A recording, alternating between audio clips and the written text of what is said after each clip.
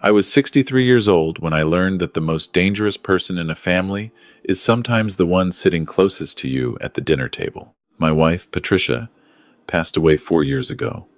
Pancreatic cancer. 11 weeks from diagnosis to the end, which the doctors told us was actually mercifully fast. Though nothing about watching the woman you've spent 41 years with disappear in front of your eyes feels merciful. After she was gone, my son became everything to me. My reason for getting up. My reason for driving the 40 minutes to Barrie every Sunday for dinner. My reason for staying sharp, staying healthy, staying present in this world, instead of retreating into the quiet grief that I could feel waiting for me at the edges of every single day. My son's name is David. He is 38 years old. He has Patricia's eyes and my stubbornness, which is either a blessing or a curse, depending on the day. He works in construction management, knows how to fix anything with his hands, coaches his daughter's hockey team on Saturday mornings, and makes the best chili I have ever tasted in my life. He is, in every way I know how to measure, a good man. His daughter, my granddaughter, is 9 years old. Her name is Lily. She has a gap between her front teeth that she refuses to be embarrassed about, and she collects rocks, not precious stones, not crystals, just rocks. Plain, interesting rocks she finds on trails and roadsides and riverbanks, each one with a story she has invented for it. She keeps them in a shoebox under her bed, and she will show them to anyone willing to sit still long enough to listen. I am always willing. David met his wife, Sandra, 7 years ago at a work function in Toronto. She was in real estate, sharp, polished, always put together in a way that made you feel slightly underdressed no matter what you were wearing. Patricia never quite warmed to her, and Patricia had excellent instincts about people. I told myself it was just the protective instinct of a mother who would never think any woman was quite good enough for her son. I told myself that a lot. The first sign that something was wrong came on a Sunday in late October. David looked tired in a way that went beyond tired, pale around the mouth, moving carefully, like a man conscious of his own weight. I asked him if he was feeling all right, and he laughed it off. Said he had been pushing hard on a project in Innisfil, not sleeping enough, probably coming down with something. I believed him because I wanted to. By November, he had lost 12 pounds. His doctor ran blood work and said his liver enzymes were elevated, referred him to a specialist. The specialist ordered more tests. In the meantime, David kept going to work, kept coaching hockey, kept showing up to Sunday dinners looking a little more hollow each week. The doctors used words like idiopathic and unexplained, and we're still investigating. Which are the kinds of words that sit in your chest like stones. Sandra was attentive. I will give her that. She drove him to every appointment, filled his prescriptions, made sure he was eating. She posted about it on social media. These careful, emotional updates about supporting her husband through a scary and uncertain time. And people responded with hearts and prayers and messages about what a devoted wife she was. I read those comments and felt something I could not name, something small and uneasy. Lily never posted anything. Lily was 9, so of course she didn't. But I noticed that when I came for Sunday dinner, she always found a way to sit close to me. Not just near me close. She would lean against my arm while we watched television. She would follow me to the kitchen when I offered to help clear the dishes. She was not a clingy child. She had never been a clingy child. Something had changed. The second Sunday in December, we were all sitting at the table. Sandra had made roast chicken. David was eating slowly, carefully, the way a person eats when they have learned that eating too much at once brings consequences. Lily was across from me, and I noticed her watching her mother with an expression I had never seen on her face before. It was not a child's expression. It was watchful, careful, older than 9 years old. After dinner, while Sandra was in the kitchen and David had fallen asleep on the sofa, which happened more and more often now, this sudden heavy sleep that would take him mid-evening, Lily came and sat beside me. She put her small hand on my forearm and looked at the kitchen doorway for a moment. Then she looked at me. "Grandpa," she said quietly, "I found something in Mum's car." I kept my voice very steady. "What did you find, sweetheart?" She slipped her other hand into the front pocket of her hoodie and pulled out a folded piece of paper.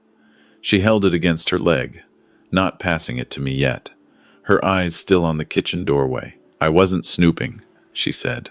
I dropped my water bottle under the seat, and when I reached for it, I felt a box. It was under the mat. What kind of box? Metal. Locked. But the paper was on top of it.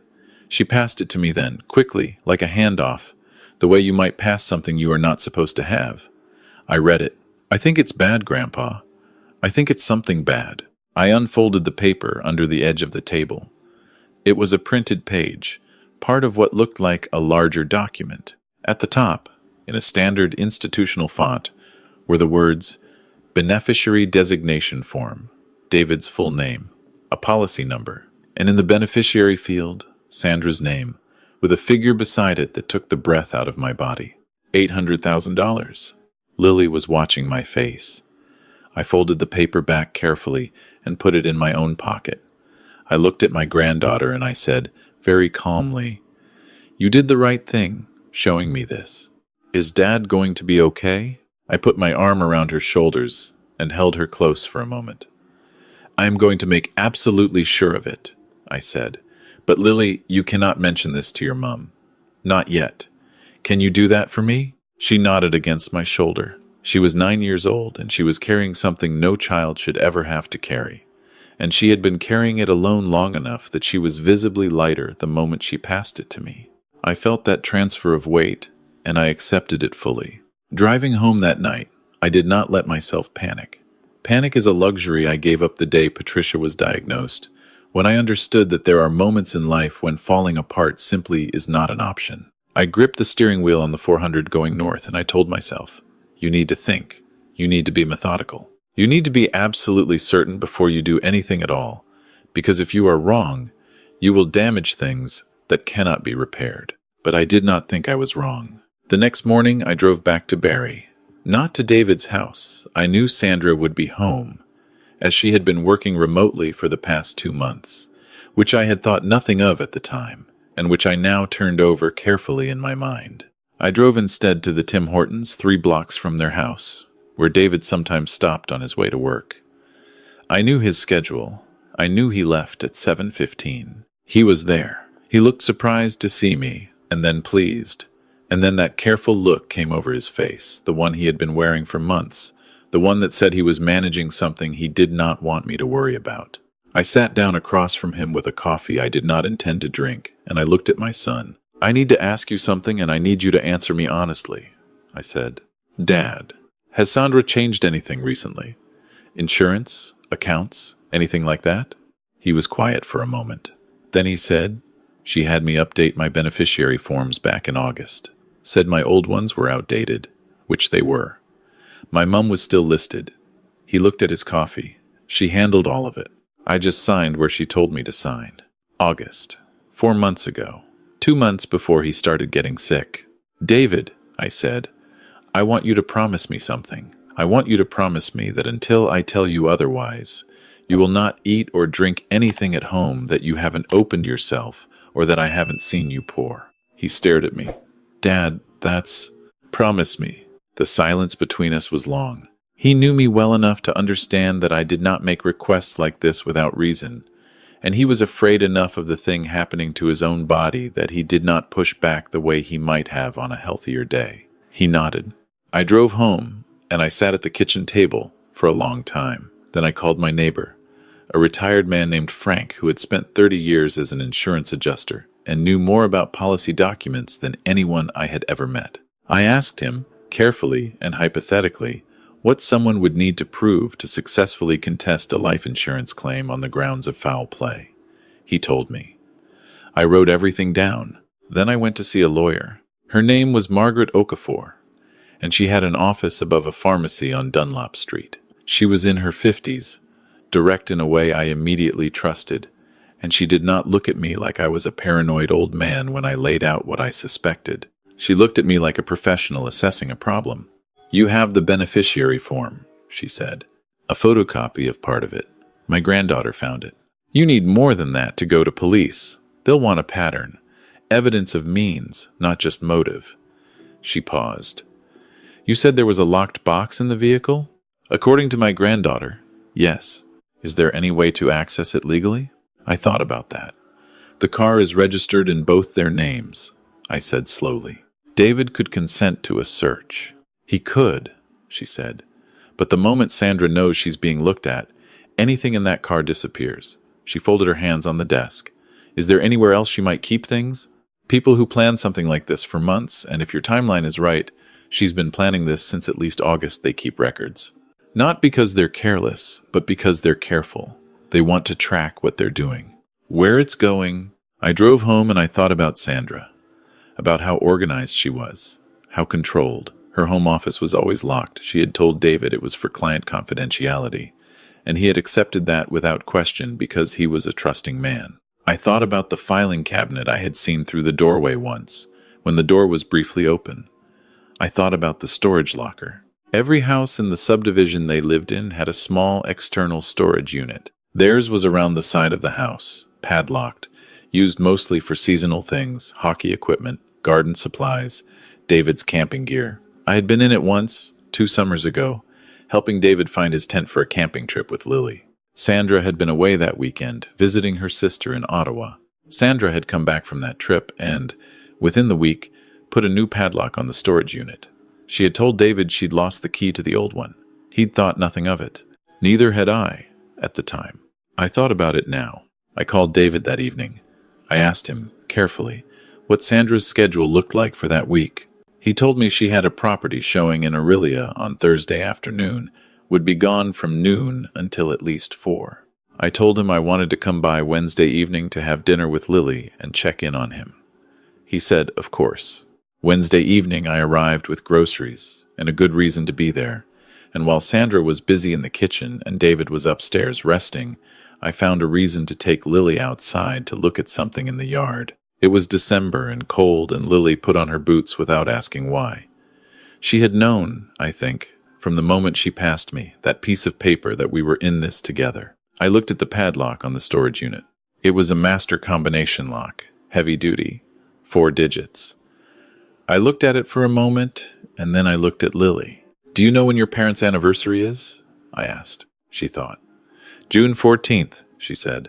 Mum always makes a big thing of it. It didn't open. What about your mum's birthday? March 3rd. Nothing. I stood there in the cold for a moment. Then I thought about Sandra, about how controlled she was, about how she would never use something sentimental. She would use something she would never forget, but that no one would guess. Lily, I said, what's your mum's mother's birthday? Your other grandmother? Lily frowned. I don't know her birthday. We don't really see her. She paused. Her address is in my mum's phone. It's in Burlington. The postal code is something, 1987. I remember because Mum made me write it on a Christmas card once, and she told me the numbers. I tried 1987. The lock opened. Inside, behind David's hockey bag and a folded tarp, there was a gray plastic storage box, the kind with a snap-on lid. I lifted it out and set it on the ground and snapped it open. I had been right.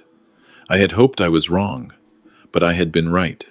The box contained 4 things. A small spiral notebook, the kind you buy at a dollar store.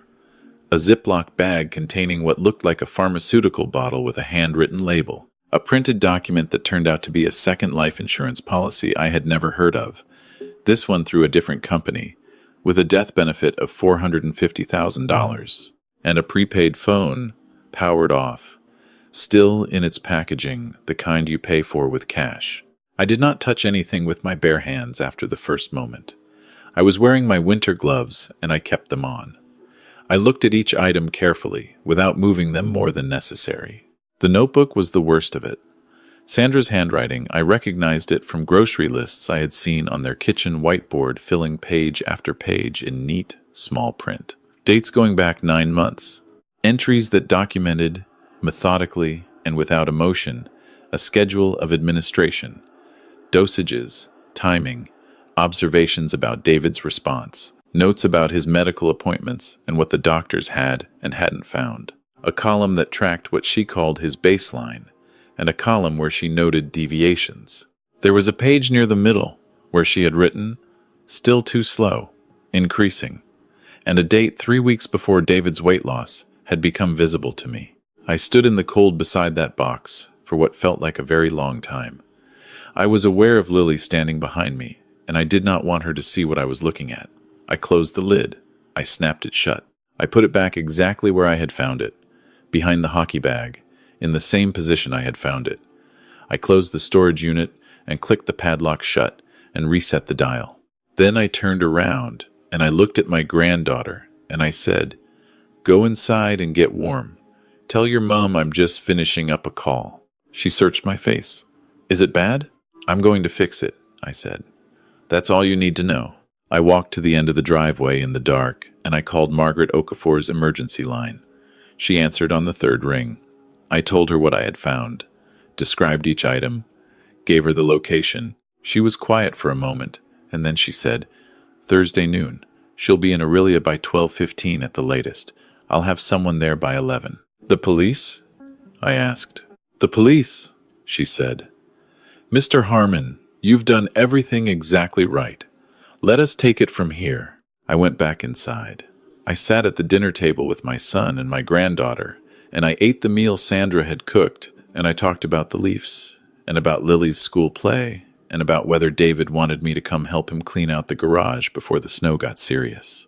I drank the tea Sandra made, which I had watched her pour from a common pot, and I was careful to watch that. I was careful about everything that evening. My face did not show a single thing I was thinking. When I hugged David goodbye at the door, I held on a moment longer than usual. He noticed. He looked at me with something in his eyes that was not quite a question and not quite an understanding, but was somewhere between the two. "Get some sleep," I told him. "Things are going to get better." Thursday came. I did not go to Barry. I stayed home and I waited, which is the hardest thing I have ever done in my life, and I include those 11 weeks with Patricia. The waiting with Patricia was terrible, but it was at least a known thing, a fixed trajectory. Thursday was waiting without knowing when or whether the phone would ring or what it would say when it did. Margaret called at 2:47 in the afternoon. "They found the box," she said. "It's exactly as you described. The bottle contains a compound. I don't have the full analysis yet, but the preliminary indication is a heavy metal compound, potentially thallium. They're testing David's blood work now, against the timeline in the notebook." I sat down on my kitchen chair. "She was at the property showing in Aurelia," Margaret continued. "The officers were waiting for her when she got back. She's been taken in for questioning." A pause. "The preliminary charge will likely be attempted murder. There may be additional charges pending the financial investigation. There are some irregularities in the second policy that suggest she may have falsified documents during the application." I listened to all of it. I thanked her. I hung up the phone and I sat at my kitchen table for a long time without moving. Then I called my son. He answered immediately, which told me he had been waiting by his phone all day, that some part of him had understood something was happening even without knowing what. His voice was careful when he said hello. "David," I said, "I need you to listen to me. I'm going to tell you something that is going to be very hard to hear, and I need you to let me finish before you say anything." The sound that came out of him when I had finished talking was not a word. It was the sound a person makes when the architecture of their understanding of their own life collapses all at once. I stayed on the phone. I said nothing useful, because there was nothing useful to say. I just stayed. "Lily," he said finally. "She knew. She found something, and she came to me. She protected you." He was quiet for a long time. "She's been living in that house with her dad. She's been—" He couldn't finish the sentence. "She's all right," I said. "She is incredibly all right, actually. She's stronger than either of us gave her credit for." "Where is she now?" "She's at school. I've already spoken to the principal's office. There's an officer there as a precaution. She's safe." Another silence. I heard him exhale slowly. "What do I do now?" "Right now, you do nothing. You let the people who know what they're doing do their work. And then you call your doctor and you tell them everything we know and you let them figure out what the next steps are for you medically. And then you come home and you wait for your daughter and you hold her and you tell her she was the bravest person you know. What about—" He stopped. He couldn't say her name yet. "You don't have to think about that part yet," I said. "That part takes care of itself. In time. Right now there's only one thing that matters. and it's that you're alive, and she didn't win. I drove to Barry that evening. I picked Lily up from school myself, which I had arranged with David. She came out of the building with her backpack and her winter coat, and she stopped when she saw me at the curb instead of the school bus. She looked at me for a moment with those careful eyes. "Is it done?" she asked. "It's done." She walked the rest of the way to the car and got in and put her seatbelt on. And then she looked straight ahead through the windshield for a moment and said, "I've been scared for a long time. I started the car. I know you have. I didn't know if I was imagining things. I didn't know if it would make things worse to say something. It made things better," I said. "It made everything better. You saved your dad, Lily." She was quiet until we turned onto their street, and then she said, in the most matter-of-fact 9-year-old voice I have ever heard, "I thought she was doing something to him since September. I've been waiting for a grown-up to notice since September." I pulled into the driveway and I turned to look at her. "I'm sorry it took me so long," I said. She shrugged in the way of someone who has accepted an imperfect outcome as the best available outcome. "You came when I told you," she said. "That's what matters." David was in the kitchen when we walked in. He was still pale, still thin, still moved like someone conserving energy. But there was something different in his face. The particular hollowness of a person carrying a secret weight alone was gone. He crossed the kitchen and went down on one knee to be at Lily's level, and he held his daughter for a long time without saying anything. Lily let him. She patted him on the back once, twice, the way a child pats a parent when the parent is the one who needs reassurance. I turned away and looked out the kitchen window at the backyard in the dark. The following weeks were difficult in the complicated, procedural way that justice systems are difficult. There were statements to give, lawyers to coordinate with, medical consultations to attend. David's doctors, now armed with the timeline from the notebook, adjusted their approach and began treating him for what turned out to be chronic, low-level thallium poisoning. Slow enough not to trigger standard testing, sustained enough to destroy him by degrees. His recovery was not fast, but it was certain. By February, he had put back most of the weight.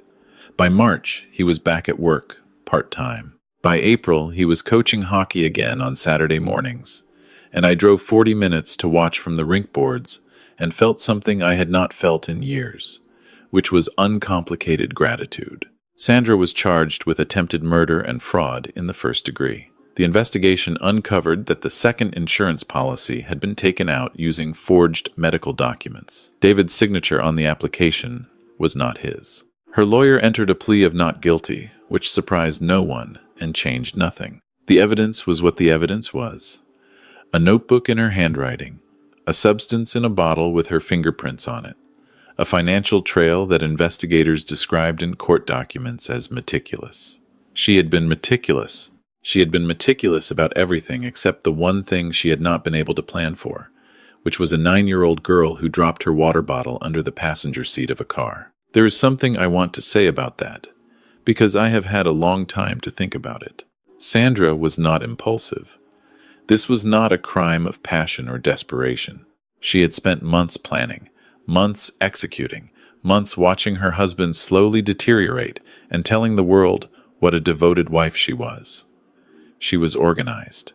She was intelligent. She had, by every available measure, thought of everything, except that she had not thought about what her daughter could see. Children see things adults have learned to look away from. They do not yet have the social training that tells them certain things are not their business. Certain suspicions are impolite. Certain anxieties should be kept to themselves. Lily watched her mother for months with the clear, unfiltered eyes of a child who did not yet know she was supposed to pretend not to notice. And she noticed everything. She noticed that her mother was unusually calm during her father's illness, in a way that was different from Patricia's calm during her own illness. The quiet, sad, fighting calm of a person facing something real. Sandra's calm was a different kind. Lily could not have articulated the difference at 9 years old, but she felt it. She noticed that her father's symptoms were worse on days when her mother had made his meals, and better on days, rare as they were, when he had eaten out or when someone else had cooked. She noticed the way her mother's face sometimes changed when she thought no one was watching. an expression that came and went too quickly for an adult to catch, but not quickly enough to get past Lily. She noticed the box under the car mat because she dropped her water bottle, which is to say she noticed it partly by accident. The way important things sometimes arrive not because you were looking for them, but because you happen to be in the right position at the right moment with your eyes open. I think about all of this when people ask me what I want them to take from what happened. And people do ask, more than you might expect. Neighbors, friends of friends, my own doctor, who heard the story through the particular osmosis of small city information and asked me about it with the careful interest of someone who sees human nature in its rawest forms on a regular basis. What I tell them is this: listen to the children, not just when they speak directly, though that matters. The courage it takes for a child to hand an adult a piece of paper and say, "I think something is wrong," is not a small thing, and it should not be received as a small thing. But also listen to the ways they behave before they find the words. The way Lily attached herself to me at every Sunday dinner for months before she said a single word. The way she watched the kitchen doorway. The way she positioned herself near me as though I were the safe side of a room. Children cannot always name what they know, but they know it. And sometimes, if you are paying attention, they will find a way to tell you. My son is 38 years old, and he is alive. He coaches hockey on Saturday mornings. He makes chili that I will maintain, without qualification, is the best chili I have ever tasted in my life. He has full custody of his daughter, which was never in question, and he is raising her in a house that is quieter than it used to be, and more honest. And Lily has started a new collection, not just rocks now, but pressed leaves and interesting feathers and small bits of sea glass she finds at Wasaga Beach in the summers, when we drive down there together, the three of us, and walk along the water in the long Canadian evenings, when the light goes golden and stays that way for what seems like longer than physics should allow. He asked me once, about 6 months after everything, whether I had known for certain when I drove back to Barrie that first morning after speaking with Lily. Whether I had been sure. I thought about it honestly. No, I said. I wasn't certain. I was afraid I was right. What's the difference? Being certain means you act because the math worked out. Being afraid you're right means you act because the cost of being wrong is too high. I looked at him across the dinner table, his dinner table, in his kitchen, the kitchen that was his again, in the way a space belongs to someone when it is safe. I have never been more afraid of anything in my life than I was of being right about that. He nodded slowly. But you acted anyway. You were my reason, I said. You have always been my reason. Lily was in the living room while we talked, arranging rocks on the coffee table with the careful logic of a curator, each one in its place, each one with its story. I could hear her talking quietly to herself, explaining something to no one in particular, or maybe explaining it to all of us, whether we were listening or not. I have been a father for 38 years. I have been a grandfather for 9. I was a husband for 41 years, which ended in a hospital room in September, and which I will grieve until I stop drawing breath. And I mean that without self-pity, only as a statement of measurement. That is how much that woman meant to me, that the subtraction of her still registers daily. But I have also been a man who drove 40 minutes on a cold Tuesday morning because his son looked wrong, who took a piece of paper from a child's careful hands and understood what it was asking of him, who stood in the cold beside a gray plastic box and looked at the evidence of a slow, careful attempt on his son's life and did not fall apart, because falling apart was not useful, and I had, by that point, had enough practice. You do not get to choose the tests. You only get to choose whether you show up for them. I showed up. Lily showed up first, and then I showed up behind her. And between the two of us, we pulled my son back from wherever Sandra was trying to send him. And sometimes, not always, but sometimes, and I hold tightly to the times that it is true, the people you love most are still here, still eating chili at the kitchen table, still coaching hockey in the cold, still talking to rocks on the coffee table with the absolute conviction of someone who knows that every ordinary thing is also, if you look at it correctly, a small miracle. I am 63 years old. My hair is gray, and my knees complain on cold mornings, and I still reach for the phone some days to call Patricia before I remember. But I drive to Barry every Sunday. And every Sunday, my son opens the door before I knock, because he hears my truck in the driveway. And every Sunday, Lily shouts from somewhere in the house, "Grandpa's here," as though it is news, as though it is something worth announcing. It is. It always has been. I just understand that more clearly now than I did before.